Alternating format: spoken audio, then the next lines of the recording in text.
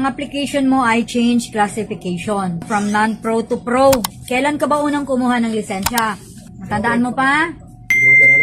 Hindi mo matandaan. O, eto ha. Eto yung paano natin malalaman kung kailan unang kumuha ng lisensya ang isang driver. Ang license mo ay MO1 20-number, di ba? Okay. Yung unang tatlong characters dyan, yan ang nagpapakita kung saan ka first kumuha ng lisensya.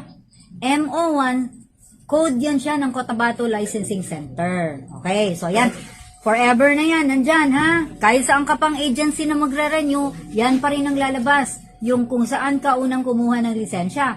Yung dalawang number after ng agency code, yan nakalagay dyan na 20, yan ay nagsasaad kung kailan ka unang kumuha ng lisensya.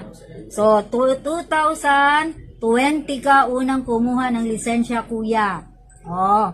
Kaya pag nakalimutan mo, tingnan mo lang yung license mo.